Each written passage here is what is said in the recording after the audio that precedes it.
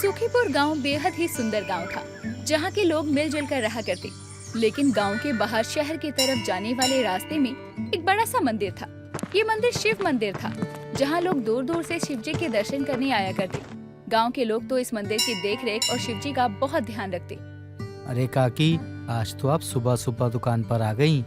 वैसे इस उम्र में आपको भगवान की सेवा करके कैसा लगता है? मैं भी जब आपकी उम्र का हो जाऊंगा तो पूरे दिन शिव जी के चरणों में उनकी सेवा करके काटूंगा। अभी तो बीवी बच्चों को खिलाने का बोझ है मुझ पर। मुझे तो शिव जी की सेवा करते हुए अपने प्राण त्यागने हैं और कोई दूसरी इच्छा नहीं है मेरी। चलो काकी, मेरा काम तो हुआ और शिव जी के भक्त भी मंदिर आने लगे हैं। मैं चलता हूँ अपने काम पर। भोले का घर तो मैंने साफ कर दिया। हाँ, अब भोलेनाथ पर चढ़ाया गया प्रसाद भी आने लगेगा। मैं तो उसे बांट दूंगी। चल ठीक है रामू, अब भोलेनाथ की थोड़ी सी सेवा कर दूं। रामवती, जो कि मंदिर के बाहर एक छोटे से खोखे में श्रद्धालुओं को मंदिर में चढ़ाया गया प्रसाद बांटा करती थी। हालांकि रामवती के बच्चे उसके साथ नहीं रहते थे, बल्कि बहुत समय पहले उसके बच्चे शहर जाकर बस गए थे। तो रामवती को भी मंदिर से ही 2 वक्त का खाना मिल जाता और वो मंदिर के बाहर सुबह से शाम तक प्रसाद बांटा करती। अरे लाइन में रहो, सभी को लड्डू दे रही हूँ। कोई धक्का मुक्की नहीं करेगा। अगर किया तो मैं उसे लाइन से ही निकाल दूंगी। अरे काकी, पीछे से ही 2-4 लोग धक्का मुक्की कर रहे हैं। आप भी जल्दी जल्दी हाथ चलाया करो ना। अरे ओ रामू की औरत, तू कुछ ज्यादा नहीं बोल रही है? इस उम्र में मुझसे जितना काम होना चाहिए मैं उतना ही काम कर रही हूँ। अगर तुझे मेरी जगह पूरा दिन बैठा दिया जाए तो शाम होते होते तेरे हाथ पैर भी ना हिले। अरे काकी, आप भी ना खामखा मुझसे बहस करने लगी। लाइए, दीजिए लड्डू। रामवती को अब सुबह से शाम हो जाती है। वो मंदिर का प्रसाद बांटने में ही लगी होती है। अब तो लोगों की भीड़ भी कम हो गई थी, लेकिन देर शाम जब थोड़ा सा प्रसाद बच जाता है, तब रामवती के पास गांव का ही राजू आता है। अरे काकी, इस उम्र में इतनी भगवान की सेवा मत किया करो, वरना भगवान खुश हो जाएंगे और खुश हो गए तो तुम्हें बुला लेंगे अपने पास। सुबह से आप यहीं पर बैठ के प्रसाद बांटे जा रही हो। अरे क्या करूं बेटा, करना तो पड़ेगा ही। तू तो जानता है भक्ति की शक्ति ही इतनी अनोखी होती है। देखो काकी, आप मेहनत तो खूब करती हो, लेकिन इस मेहनत के बदले आपको क्या मिलता है? हाँ, वही भंडारे की पूरी सब्जी चावल दाल, क्या होता है इससे? मैं तो कहता हूँ अपना दिमाग चलाओ और लड्डुओं के बदले पैसे कमाओ। तू मुझे लालच दे रहा है, लेकिन मैं ये सब करूँ कैसे? तू कहना क्या चाह रहा है? कुछ तो बता उसके बारे में, साफ साफ तो बोल। देखो काकी, आपको मैं बताता हूँ कि इन लड्डुओं से पैसे कैसे कमा सकती हो आप। इतना कहने के बाद राजू रामवती के कान में कुछ कहता है और रामवती भी राजू की बात सुनने के बाद मुस्कुराती है और राजू वहाँ से प्रसाद लेकर चला जाता है। आज का प्रसाद तो हुआ खत्म, लेकिन कल से मुझे इतनी मेहनत तो नहीं करनी पड़ेगी। राजू ने तो बड़े पते की ही बात की है। अब अगले रोज सुबह सुबह हर रोज की तरह रामवती प्रसाद बांटने के लिए मंदिर पहुंचकर भोलेनाथ के दर्शन करती है। उसके बाद अपने प्रसाद बांटने वाले खोखे में आकर बैठ जाती है। काकी, क्या बात है? आज तो चेहरे पर बड़ी मुस्कान आ गई है। लगता है सालों बाद बिटवा आ रहा है क्या आपका? अरे नहीं, बस ऐसे ही मुस्कुरा रही हूँ। वैसे ऐसी कोई बात नहीं है। अरे काकी, मैंने तो बस ऐसे ही पूछ लिया, लेकिन आप खुश तो हो, बस उसी में आनंद है। ऐसे ही हंसती रहा करो। कुछ देर बाद ही मंदिर में लोगों का आना शुरू हो जाता है और कुछ ही देर बाद चढ़ावे वाला प्रसाद रामवती के पास बांटने के लिए आता है और रामवती भी लड्डू को तोड़ तोड़ कर लाइन में लगे लोगों को प्रसाद देने लगती है। अरे रामवती काकी, ये क्या कर रही हो आप? लड्डू को तोड़ तोड़ के क्यों बांट रही हो? आज चढ़ावे में कम प्रसाद आया है क्या? अरे मुझसे जो कहा जाएगा मैं वही तो करूँगी ना। अब तुझे एक लड्डू दे दूं, बाकी को क्या ये खाली हाथ भेजूंगी मैं? और वैसे भी प्रसाद थोड़ा ही होता है, खाकर भूख मिटाने के लिए नहीं होता है। हाँ ठीक है, लेकिन इतने दिनों से आज से पहले हमें कभी भी आधे लड्डू नहीं मिले हैं, इसलिए हमारा फर्ज भी बनता है कि हम आपसे पूछें कि काकी ये आधे लड्डू क्यों? चल चल आगे बढ़, पीछे वालों को भी प्रसाद लेना है। रामवती 2 घंटे बाद ही प्रसाद बांटना बंद कर देती है और जो कोई प्रसाद लेने आता उसे मना कर देती, कहती कि आज प्रसाद खत्म हो चुका है। हालांकि ऐसा आज से पहले कभी नहीं हुआ था, तो लोगों को थोड़ा अजीब लगता है। अब रामू जब देर शाम घर लौट रहा होता है तो वो देखता है कि रामवती काकी ने झोले में राजू को कुछ दिया है, लेकिन रामू तो रामवती काकी के पास प्रसाद के लिए जाता है। काकी प्रसाद दे दो, मैं तो यहाँ से गुजर रहा था तो सोचा थोड़ा सा प्रसाद लेता चलूं। अरे रामू बेटा, आज तो प्रसाद खत्म हो चुका है, कल सुबह सुबह आ जाइयो, तब मैं तुझे प्रसाद दे दूंगी। आज से पहले तो कभी मंदिर का प्रसाद खत्म नहीं हुआ, लेकिन आज कैसे? कहीं ये भोलेनाथ का कोई इशारा तो नहीं? कहीं गांव पर कोई संकट तो नहीं आने वाला है? अरे प्रसाद ही तो खत्म हुआ है, तू भी इतना क्या ही सोच रहा है, कल सुबह आकर लेते जाना। रामू भी वहाँ से घर चला आता है, लेकिन रामू की पत्नी माला मंदिर के प्रसाद के बारे में रामू से कहती है। अरे माला, ये तू क्या कह रही है? प्रसाद 12 बजे दिन में ही खत्म हो गया था, कुछ तो गड़बड़ी हो रही है मंदिर में। मुझे लगता है मंदिर के प्रसाद भोलेनाथ के लड्डुओं के साथ कुछ ना कुछ तो झोल झाल चल रहा है। आज से पहले तो ऐसा कभी नहीं हुआ। अगर यही आगे भी होता रहा तो जरूर प्रसाद के लड्डुओं के साथ कुछ तो झोल है। मुझे भी इतने दिनों में पहली बार सुनने में आया है कि प्रसाद खत्म हो गया। रामू को प्रसाद खत्म होने वाली बात अजीब लगती है, लेकिन आज तो पहला ही दिन था, तो उन बातों पर इतना ध्यान नहीं दिया जाता। लेकिन उस दिन के बाद से एक सप्ताह का समय बीत जाता है और मंदिर में हर रोज ही प्रसाद खत्म हो जाया करता। सब लोग हैरान थे कि आखिर इतने लोग मंदिर आते हैं और फिर भी प्रसाद क्यों खत्म हो जाता है। इसी बात का पता लगाने के लिए रामू पूरे दिन मंदिर में रहकर इधर उधर घूम घूम कर सफाई कर रहा होता है, लेकिन उसका पूरा ध्यान रामवती काकी के ऊपर था। तभी वो देखता है कि शाम के समय रामवती काकी झोले में कुछ डब्बे लिए जंगल की तरफ जा रही थी। कुछ दूर चलने के बाद रामवती उस झोले को राजू को थमा देती है। अच्छा, तो ये माजरा है। रामवती काकी का लड्डू को लेकर इतना लालच बढ़ गया है कि वो मंदिर में चढ़ाया गया लड्डू राजू के हाथों बेच रही हैं, और ये राजू का बच्चा भी शहर जाकर उन लड्डुओं को बेचकर आ रहा है। इनकी लालच तो मैं खत्म करके रहूंगा। अब अगले दिन भी रामू काम पर नहीं जाता और रामवती पर नजर रखता है, और रामवती भी शाम होने पर जब जंगल की तरफ जाती है तो राजू को लड्डू से भरा थैला देते हुए राजू से कहती है। अरे अरे जल्दी से ले जा इसे, कोई देख ना ले। वैसे ही प्रसाद खत्म होते ही लोग इतना शोर मचाते हैं कि मुझे उनका जवाब देना पड़ता है। हाँ हाँ, जा रहा हूँ काकी।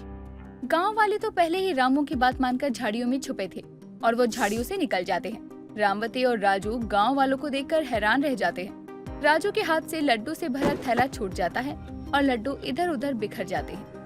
अरे ये सब तो राजू की तरकीब थी, और इसने जब पैसों का लालच दिया तो मेरे मन में भी लालच आ गया।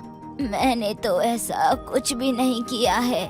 मुझे माफ कर दो, मुझसे गलती हो गई। मैं सारी जिंदगी इसका दोषी रहूंगा। आज के आज हम गांव वाले चाहते हैं तुम और रामवती काकी यहाँ से चले जाओ।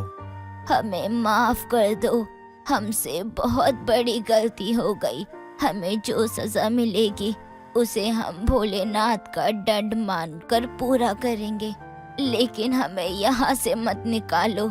रामू बेटा, तू तो समझदार है ना। आप समझदारी से काम लेती तो आज लालच के मारे ये दिन नहीं देखना पड़ता आपको। गांव वाले उस दिन के बाद से राजू और रामवती को नफरत भरी निगाहों से देखते, और तो और दोनों गांव में ही रहते हैं, लेकिन उनके मंदिर जाने पर रोक लगा दी जाती है। मुक्ति पूरे 6 साल बाद हॉस्टल से वापस आई थी, और हॉस्टल से आने के बाद वो अपने घर वालों से बहुत ही कम बात करती थी और अपने कमरे में ही ज्यादातर समय बिताती। एक दिन मुक्ति बाहर से अपने पल्लू में कुछ छुपाकर ले जा रही थी, और ये देखकर उसकी माँ गंगा उससे कहती है। अरे मुक्ति बेटी, कहाँ जा रही है और तेरे हाथ में क्या है? कुछ नहीं माँ, वो बस बाहर से कुछ सामान लाई थी, वही है बस। ठीक है बेटी, अब जल्दी से हाथ मुंह धोकर खाना खा ले, खाना ठंडा हो जाएगा वरना। ठीक है माँ, आप चलो, मैं आती हूँ थोड़ी देर में। इतना कहकर मुक्ति अपने कमरे में चली जाती है और गंगा को मुक्ति से बात करने का तरीका थोड़ा अजीब लगता है, जैसे वो कुछ छुपा रही हो। इसीलिए गंगा मुक्ति के जाने के बाद उसके कमरे में जाती है तो देखती है कि पूरे कमरे में बहुत धुआं है और ये देखकर गंगा कहती है, अरे बाप रे बाप, इतना धुआं यहाँ कैसे हो गया? ऐसा क्या कर रही है यहाँ मुक्ति तू? वो माँ कुछ नहीं, मैं कुछ नहीं कर रही। अरे कुछ नहीं कर रही है तो ये धुआं कहाँ से आ रहा है इतना ज्यादा? वो हाँ माँ, मैं ना भगवान की पूजा कर रही थी और इसलिए इतना ज्यादा धुआं हो गया कमरे में। अच्छा, ऐसे आरती के समय दिए में कौन सा तेल इस्तेमाल किया था जिससे इतनी बदबू आ रही है? और मुझे कहीं दिख नहीं रहा है तेरा वो दिया और आरती की थाल। वो तो मैंने बाहर रख दी, उसमें ज्यादा धुआं हो गया था ना, इसलिए। मुक्ति की बात पर गंगा को यकीन नहीं था, इसीलिए वो कमरे की तलाशी लेने लगती है। फिर वो देखती है कि उसके बेड के नीचे एक सिगरेट पड़ी है और उसे हाथ में लेकर गंगा कहती है, अच्छा, तो ये है तेरी आरती का दिया जिसके बुझने से इस कमरे में इतना धुआं हो गया है। अरे माँ, आप सिगरेट पीती हो, ये आप अपने साथ लेकर घूम रही हो, ये तो गलत बात है। अच्छा, अब मैं पीने लगी ये सिगरेट, रुक तो अभी, तुझे बताती हूँ मैं। इतना कहकर गंगा उसके पीछे कमरे में रखा एक डंडा लेकर भागने लगती है। अगले दिन गंगा मुक्ति को कुछ सामान लेने के लिए बाजार भेज देती है और मुक्ति पैसे लेकर बाजार चली जाती है। इस बार भी गंगा को मुक्ति पर शक था। वो उसके पीछे जाती है। पहले तो मुक्ति सारा सामान खरीद लेती है और उसे देखकर गंगा को लगता है कि मुक्ति अब सुधर गई है। पर आगे जाकर मुक्ति एक दुकान से सिगरेट लेकर आती है। तभी गंगा उसके पास आकर कहती है, ये क्या लेकर जा रही है तू? क्या है तेरे हाथ में मुक्ति? दिखा मुझे। अरे माँ, कुछ नहीं है, आपने जो कहा था लाने को बस वही सामान है। मैंने खुद देखा है तुझे, तूने उस दुकान से क्या खरीदा है? बता क्या लाई है? इतना कहकर गंगा मुक्ति के हाथ में फिर एक बार सिगरेट देखकर कहती है, तू फिर से नशा करने जा रही है ना? क्या मिल रहा है तुझे ये सब करके? सुकून। अच्छा, सुकून। मतलब अब मैं तुझे कितना भी समझा लूं, तू नहीं रुकने वाली तो ठीक है, अब मैं तुझे तेरा सुकून दिलाती हूँ। इतना बोलकर गंगा मुक्ति का हाथ पकड़कर उसे घर लाती है और घर जाकर वो नशा मुक्ति केंद्र वालों को कॉल करके बुलाती है और मुक्ति को वहाँ भेज देती है। यूं ही पूरे 3 महीने बीत जाते हैं। फिर जाकर नशा मुक्ति केंद्र से मुक्ति वापस अपने घर आती है और उसे देखकर गंगा कहती है, मेरी बेटी, तू वापस आ गई। अब तो तू गांजा नहीं फूकती है ना? नहीं माँ, अब मैंने सस्ते नशे करने छोड़ दिए हैं। क्या मतलब? अब तो महंगे नशे करती है? अरे नहीं माँ, मैंने अब नशा करना ही छोड़ दिया है। आपसे इतने महीने दूर रहकर मैं बहुत अकेली पड़ गई थी। अब मैं ऐसा कुछ नहीं करूँगी जिससे आपको सर झुकाना पड़े। लगता है अब मेरी बेटी सच में सुधर गई है। बेटी, मैंने तेरे लिए एक बहुत ही अच्छा रिश्ता देखा है। उन्हें तेरी तस्वीर भी दिखाई और तू उन्हें तस्वीर देखकर बहुत पसंद आई। अरे माँ, अभी तो मैं आई हूँ और आप हो कि मुझे खुद से दूर करना चाहती हो। बेटी, मेरा भी मन नहीं है तुझे अपने से दूर करने का। अब बेटी पराया धन होती है, आज नहीं तो कल तेरी शादी होनी ही है। ठीक है माँ, तुम जैसा चाहती हो मैं वैसा ही करूँगी। अब कुछ दिनों बाद मुक्ति की शादी शिव से होती है और अगले दिन उसकी मुंह दिखाई थी। वहाँ पर आस पड़ोस की सभी औरतें भी आई हुई थी। उन्हीं में से एक औरत नेहा मुक्ति का चेहरा देखकर उसे दूर ले जाकर कहती है, अरे ये तो वही छोकरी है जो कुछ महीने पहले अपना नशा मुक्ति केंद्र में आई थी। अरे सुमन, तुझे कोई और लड़की नहीं मिली अपने बेटे शिव के लिए जो इस नशा मुक्ति से आई लड़की को ही अपनी बहू बना लिया? क्या कहा? नशा मुक्ति से आई है? यानी ये नशा करती थी? हाँ, ये नशा करती थी। इतनी चालाक लड़की है ये कि कितना भी इसे रोक लो, ये माल फूकना नहीं छोड़ती थी। एक नंबर की नशेड़ी है ये, नशेड़ी। हे भगवान, ये क्या पाप हो गया मुझसे? मैंने अपने बेटे की शादी एक माल फूकने वाली लड़की से करवा दी। अब मैं क्या करूं? और क्या करेगी, जाकर उसके साथ नशा कर। दोनों सास बहू फिर साथ में नशा मुक्ति केंद्र जाना। नहीं, ये कभी नहीं हो सकता। मैं एक नशेड़ी को अपने घर में नहीं रहने दूंगी। यूं ही अब एक दिन और गुजरता है। शाम के समय सुमन अपनी बहू मुक्ति के पास जाकर कहती है, ये मैं क्या सुन रही हूँ बहू, कि तू नशा मुक्ति केंद्र से आई है और वहाँ तू माल फूकती थी? अरे माँ जी, ये आपसे किसने कह दिया कि मैं नशा करती हूँ? उसने ही, जिसके सामने तूने भर भर के सुट्टा मारा है। अरे यार, माँ जी को कैसे पता चल गया कि मैं नशा मुक्ति केंद्र में गई थी और मुझे पहले नशा करने की आदत थी। अब मैं क्या करूं? कैसे समझाऊं माँ जी को? क्यों? अब सच सामने आ गया तो मुंह का रंग उड़ गया। बता, अब भी नशा करती है ना तू? नहीं माँ जी, वो मेरा कल था जो कि बीत गया, लेकिन अब मैं नशा नहीं करती। ठीक है, अगर तू कहती है तो मैं मान लेती हूँ। जा जाकर अपना काम कर ले। सुमन की बात सुनकर मुक्ति अपने कमरे में चली जाती है और फिर सुमन खुद से कहती है, मुझे इसकी बातों पर यकीन नहीं है। मुझे लग रहा है ये झूठ बोल रही है। ये जरूर अब भी नशा करती होगी। नशा मुक्ति से आने के बाद काफी लोग सुधरते नहीं है। इस पर नजर रखनी पड़ेगी। उस दिन के बाद से सुमन हर पल अपनी बहू मुक्ति पर नजर रखना शुरू कर देती है। एक शाम मुक्ति अपने कमरे में बैठी मच्छर वाली अगरबत्ती जला रही थी, जिससे कि उसके कमरे में काफी धुआं हो गया था। ये धुआं कमरे से बाहर भी आ रहा था और ये देखकर सुमन हैरान हो जाती है और कहती है, हे राम, लगता है ये नशा मुक्ति से आई मेरी बहू फिर से तगड़ा वाला नशा फूक रही है। तभी तो इतना धुआं कमरे से बाहर आ रहा है। देखना पड़ेगा जाकर। इतना कहकर सुमन मुक्ति के कमरे में जाती है। इतना धुआं देखकर सुमन मुक्ति से कहती है, अरे बहू, ये क्या?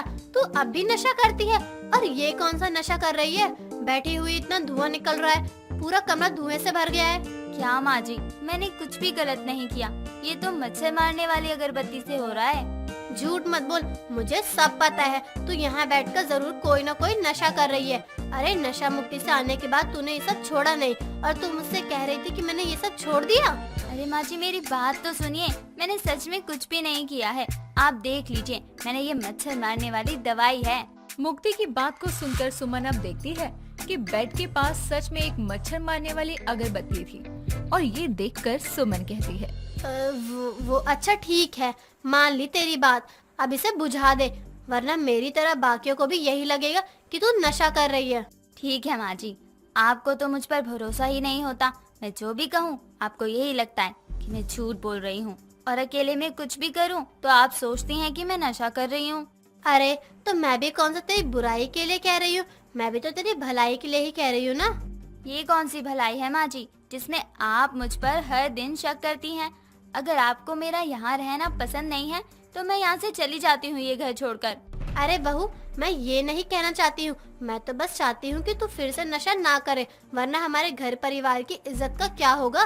ठीक है माँ जी, मैं ऐसा कुछ नहीं करूँगी जिससे कि आपको या हमारे परिवार को कोई भी दिक्कत हो। अपनी बहू की बात मानकर सुमन अब मुक्ति पर कभी शक नहीं करती और ना ही कभी मुक्ति नशा करती। चंचल बहुत ही समझदार थी और अपनी माँ रूपाली की हर बात मानती थी, लेकिन चंचल को जमीन पर सोने की आदत थी जो उसकी माँ को बिल्कुल भी पसंद नहीं थी। रूपाली सुबह चंचल के कमरे में जाती है और देखती है कि चंचल जमीन पर सो रही है। ये देखकर रूपाली कहती है, चंचल उठ, सुबह हो गई, जल्दी उठ, कॉलेज के लिए लेट हो जाएगी। मॉर्निंग की क्लास है आज तेरी। हाँ हाँ माँ, मैं तो भूल ही गई थी। 1000 बार मना किया है जमीन पर सोने के लिए, तब भी जमीन पर ही सोना है। इतनी गद्देदार बिस्तर है, उस पर क्यों नहीं सोती? माँ, जमीन पर सोने से बहुत फायदे होते हैं, इसलिए मैं जमीन पर ही सोती हूँ। पता नहीं ऐसी ऊटपटांग चीजें कौन बताता है तुझे। दूसरे घर जाकर भी नीचे सोएगी तो वो क्या सोचेंगे हमारे बारे में। अब माँ जाओ भी, मुझे रेडी होना है कॉलेज जाने के लिए। रूपाली वहाँ से चली जाती है। चंचल के लिए नाश्ता बनाने लगती है। चंचल नाश्ता खाकर कॉलेज के लिए निकल जाती है। शाम को जब वो घर आती है और अपने रूम में जाकर जमीन पर सो जाती है, सोते सोते चंचल मन में सोच रही थी, आज तो माँ ने बहुत जल्दी उठा दिया था, नींद आ रही है बहुत, थोड़ी देर के लिए और सो जाती हूँ। इतना कहकर चंचल सो जाती है। तभी उसके कमरे में उसकी माँ आती है और उसे जमीन पर सोता देखकर अपना सर पकड़ लेती है और जोर जोर से कहती है, भगवान क्या होगा इस लड़की का, जब देखो जमीन पर सोती रहती है। चंचल उठ, उठ बेड पर सो जाकर। माँ सोने दो ना, सुबह भी जल्दी उठा दिया, मुझे सोने दो जमीन पर ही, मैं बेड पर नहीं सोने वाली, मुझे बेड पर नींद नहीं आती है। रूपाली चंचल की कोई बात नहीं सुनती और चंचल का हाथ पकड़कर उसे उठा देती है और उसे जबरदस्ती बेड पर सुलाती है। चंचल बेड पर सो तो जाती है पर उसे नींद नहीं आती और इधर से उधर वो होती रहती है। रूपाली उसे बेड पर सुलाने के बाद वहाँ से चली जाती है और चंचल उठकर बैठ जाती है और कहती है, पता नहीं माँ को जमीन पर सोने से क्या परेशानी है, हमेशा उठा देती है, अब नींद तो आ ही नहीं रही है, चल कर माँ की ही मदद कर देती हूँ। रूपाली किचन में खाना बना रही थी। चंचल भी रूपाली की मदद करने लग जाती है। सभी खाना खाने लगते हैं। ऐसे ही कुछ दिन बीतते हैं पर चंचल जमीन पर सोना नहीं छोड़ती। इससे रूपाली काफी परेशान रहती, लेकिन चंचल रूपाली की कोई बात नहीं सुनती और जमीन पर ही सोती। एक दिन चंचल कॉलेज गई थी, तभी पड़ोस वाली कांता रूपाली के घर आती है और कहती है, रूपाली, मैं तो बड़ी जरूरी बात करने आई हूँ तुझसे। हाँ हाँ बोल कांता, क्या जरूरी बात है? मैं पहले ही बहुत परेशान हूँ। क्यों रूपाली, तुझे क्या हो गया जो तू इतना परेशान है? बता तो जरा। मुझे तो समझ नहीं आता मैं चंचल का क्या करूं। जब देखो तब जमीन पर सोती रहती है। इसकी ये आदत तो मुझे छुड़ानी ही होगी, वरना आगे जाकर उसे बहुत दिक्कत होगी। अरे मैं तो अपनी बड़बड़ में भूल ही गई कि तू कुछ जरूरी बात करने वाली थी। मैं कल अपने एक रिश्तेदार के यहाँ गई थी। एक लड़का है, मुझे तो बड़ा पसंद आया। उसकी माँ उसके लिए लड़की ढूंढ रही थी, तो मुझे चंचल की याद आ गई। मैं सोच रही थी क्यों ना चंचल के रिश्ते की बात कर ले। अच्छा रिश्ता है, जल्दी नहीं मिलेगा। नाम क्या है लड़के का और क्या करता है? कुछ तो बता, तभी तो कुछ बता पाऊंगी मैं। लड़के का नाम विनीत रैना है, खुद का अपना बिजनेस करता है। और तुझे तो पता ही है कि बिजनेस अगर अच्छा जम जाए तो पैसे की कमी नहीं होती। मुझे तो लड़का ठीक ही लग रहा है। कांता तो बात आगे बढ़ा ले, तो मैं बात करके जल्दी ही लड़के वालों को तेरे घर चंचल को देखने के लिए बुला लेती हूँ। कुछ दिन बाद चंचल को देखने लड़के वाले आते हैं। परिवार वाले आपस में बैठकर शादी की डेट को फिक्स कर देते हैं। चंचल का कॉलेज खत्म होते ही दोनों की शादी बड़ी धूमधाम से होती है। चंचल कुछ दिन तक तो बेड पर सोती है, लेकिन उसे बेड पर नींद नहीं आती, जिस वजह से वो रात भर जागती रहती है। कुछ दिनों बाद चंचल जमीन पर सो जाती है और ये देखकर विनीत कहता है, अरे तुम जमीन पर क्यों सो रही हो? बेड पर क्या हुआ? बेड पर ही सो जाओ ना। मुझे जमीन पर सोने की आदत है और जमीन पर सोने के काफी फायदे भी होते हैं। अब तक तो तुम बेड पर ही सो रही थी, फिर आज अचानक जमीन पर क्यों सोना है तुम्हें? हाँ, अब तक मैं बेड पर सो रही थी, लेकिन मुझे बेड पर ठीक से नींद नहीं आती, इसलिए मैं अब से जमीन पर ही सो जाऊंगी। लेकिन तुम नीचे जमीन पर सोगी और मैं ऊपर बेड पे, ये अजीब नहीं है? और अगर घर में किसी ने देख लिया तो उन्हें लगेगा कि हम दोनों का झगड़ा हुआ है। मैं तो कहती हूँ आप भी मेरे साथ जमीन पर सोना शुरू कर दो, फिर देखना आपको कितनी अच्छी नींद आएगी। चंचल, तुम्हें जमीन पर सोना है तो सो जाओ, मैं तो बेड पर ही सोऊंगा। ठीक है, जैसी आपकी मर्जी। इतना कहकर दोनों सो जाते हैं। चंचल की सास दोनों को उठाने के लिए दरवाजा खटखटाती है। विनीत भूल जाता है कि चंचल जमीन पर सो रही है। वो दरवाजा खोल देता है। चंचल को जमीन पर सोते देखकर गीता कहती है, नई नई शादी हुई है दोनों की और अभी से झगड़ा करना शुरू कर दिया। मेरी नई बहू को जमीन पर सुलाया है तूने, नालायक। अरे माँ, हमारा कोई झगड़ा नहीं हुआ है, आप मेरी बात तो सुनो। मुझे तेरी कोई बात नहीं सुननी, चुप हो जा। दोनों की आवाज सुनकर चंचल उठ जाती है और देखती है कि उसकी सास विनीत को डांट रही है। तभी चंचल समझ जाती है कि गीता विनीत को क्यों डांट रही है और चंचल कहती है, माँ जी, आप जो समझ रही हैं वैसा कुछ भी नहीं है। मुझे जमीन पर सोने की आदत है। जमीन पर सोने के कई फायदे होते हैं, इसलिए मुझे जमीन पर ही सोना पसंद है। आप विनीत जी को मत डांटो, इसमें उनकी कोई गलती नहीं है। अच्छा, जरा मुझे भी तो इसके फायदे बता। माँ जी, जमीन पर सोने से ब्लड सर्कुलेशन बढ़ जाता है और इससे मांसपेशियों को भी आराम मिलता है। इसमें मन भी शांत रहता है, तनाव भी कम होता है। जमीन पर सोने से शरीर का तापमान कम रहता है। अच्छा बहू, मुझे तो ये सब पता ही नहीं था। और हाँ माँ जी, शुरुआत में भले ही जमीन पर सोना मुश्किल लगे, लेकिन धीरे धीरे इसकी आदत हो ही जाएगी। बहू, जो भी तू कर रही है वो सब ठीक है, लेकिन हमारे यहाँ बहुएं जमीन पर नहीं सोती। आज तो तुझे जमीन पर सोते हुए देख लिया, लेकिन ऐसा अगली बार नहीं होना चाहिए। पर माँ जी, मुझे तो बेड पर नींद ही नहीं आती है। मैं बेड पर नहीं सो सकती हूँ। मुझे कुछ नहीं पता, जो बोल दिया वही होगा। इतना कहकर गीता वहाँ से चली जाती है और अपनी सास की बात सुनकर चंचल परेशान हो जाती है। विनीत भी अपनी माँ की बात से सहमत होता है। अपनी सास की बात रखने के लिए चंचल बेड पर सोने का बहुत ट्राई करती है, लेकिन वो बेड पर नहीं सो पाती। एक दिन दोबारा से वो जमीन पर सो जाती है और सुबह होती है तो चंचल नहाकर किचन में जाती है और नाश्ता बनाना शुरू करती है। थोड़ी देर में उसकी सास किचन में आती है और अपनी सास को देखकर चंचल कहती है, अरे माँ जी, आप इतनी थकी हुई क्यों लग रही हो? आपकी तबीयत तो ठीक है ना? हाँ बहू, मेरी तबीयत ठीक नहीं है। पूरी नींद लेने के बाद भी ऐसा लग रहा है जैसे मैं सोई ही नहीं हूँ। माँ जी, आपको अपने सोने के तरीके में बदलाव करना होगा। मेरी मानो तो आप कुछ दिन जमीन पर सोना शुरू कर दो, फिर देखना आपको जरूर अच्छा लगेगा। गीता चंचल की बात मानकर जमीन पर सोने की तय करती है।